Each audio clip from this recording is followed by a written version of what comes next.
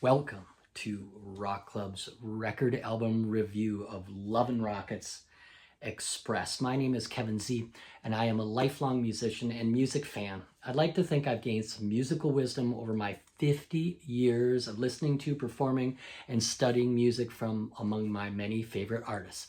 Don't forget to hit like and subscribe to my Rock Club channel, as I intend to review another monumental album each week. I grew up with classic rock bands like Led Zeppelin, Boston, and Kiss. I watched as new wave bands like Duran Duran hit big on MTV and television shows like Friday Night Videos. I witnessed the evolution of 80s alternative rock and hair metal and the rise of grunge, so I'll give you my perspective on epic rock albums spanning across these years.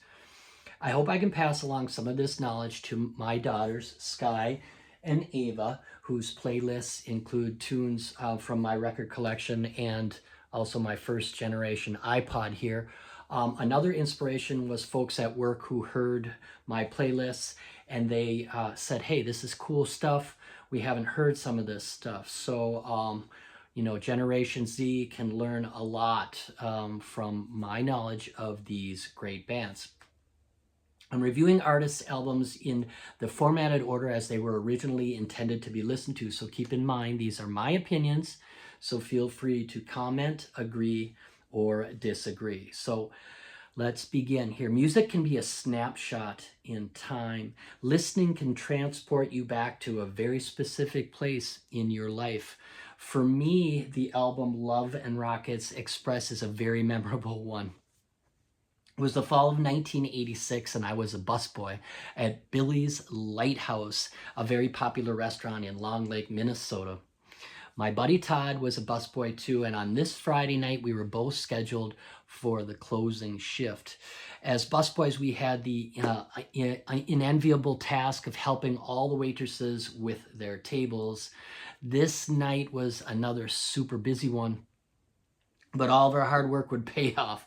Todd and I were in for a treat because the hottest waitress, her name was Stacy, she was also a senior. She was in the mood to party after work, and she was bringing her favorite Jose Cuervo tequila along with her. Mark this one under the header, "Don't do as I did, kids." The three of us, Stacy, Todd, and I, jumped in my trusty Chevy Monza and we went for a booze cruise. As I'm driving, Stacy, who's sitting in the passenger seat, pulls out this cassette tape of Love and Rockets Express, slips it into the car stereo and says, "Check these guys out. They're awesome. And Daniel Ash is totally hot." I remember hearing the sound of a saxophone. Then she pulls out a salt shaker from her purse. She licks her hand and pours salt between her thumb and her forefinger. Next, she's licking the salt off her hand. Quickly, she grabs a bottle of Jose and pounds a huge swig. Then she follows that up by quickly sucking on a slice of lime that she had in a Ziploc baggie, also in her purse. I'm like, what else is in there? Next, it was Todd's turn. He was sitting in the back seat, and I had to concentrate on driving. I'm looking in the rearview mirror. I had to concentrate on driving. I was a bit distracted, to say the least, with what was going on in the car. And then I hear Daniel Ash singing, "My love for you won't last for one day. My love for you will last for two." "What else did Stacy have in her purse?" I asked. She pulls out a joint and lights it up past the Dutchie. I had to find a place to pull over and park, so I headed up this private road leading to Woodhill Country Club, and that is where we partied.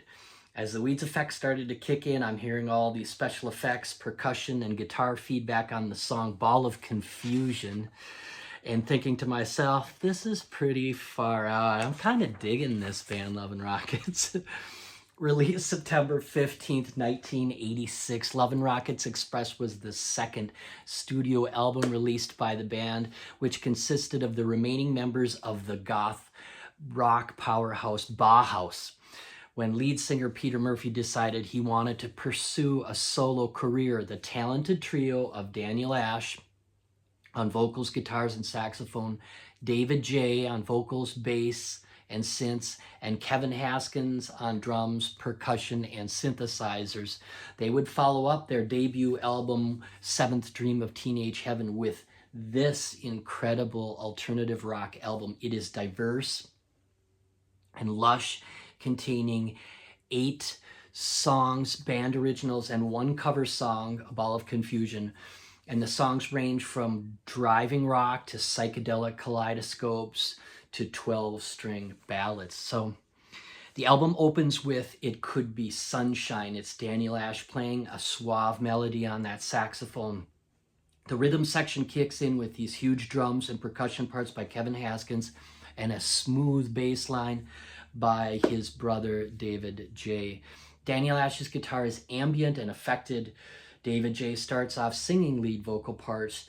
The tempo changes midway through to a faster, more straightforward rock drum beat. Here Daniel Ash takes over on lead vocals as well. The vibe is intense, and the band mixes in tons of synthesized effects. A great way to start out the album. Track 2, side 1, Kundalini Express, was the first single off the album and opens with what other than a train whistle. Daniel plays a cool guitar riff throughout the song. David J. and Daniel Ash trade off singing lyrical lines, which is common for the band. Here also the listener is being taken on this psychedelic train ride.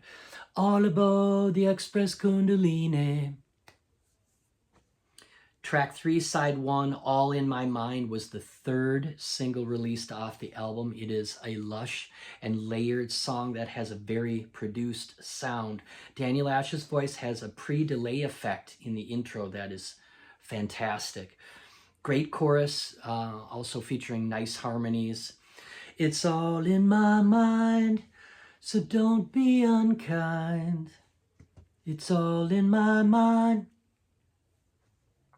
Track 4, side 1, Life in Laura Lay, is one of my personal favorites. My high school rock band used to cover this song. Awesome guitar intro by Daniel Ash. David J. sings of life in Hollywood Hills, California, where the actors and their coke dealers live out their lives of shallow glitz and glamour.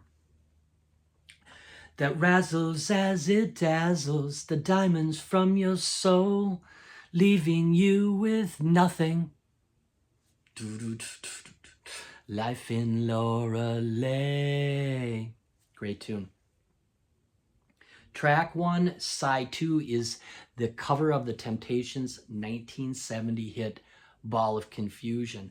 Love and Rockets originally released their version of a single before their first album, and then they re-released it on the first US pressings of their second album, Express. It became a huge dance club hit for Love and Rockets.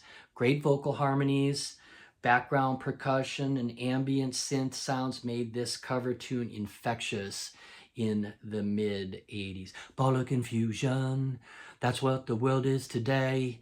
Hey, hey.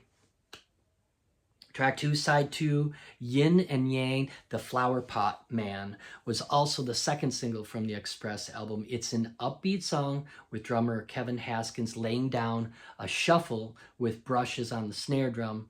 There's this cool instrumental layering with Daniel Ash playing both 12-string guitars and heavy feedback on his electric guitar.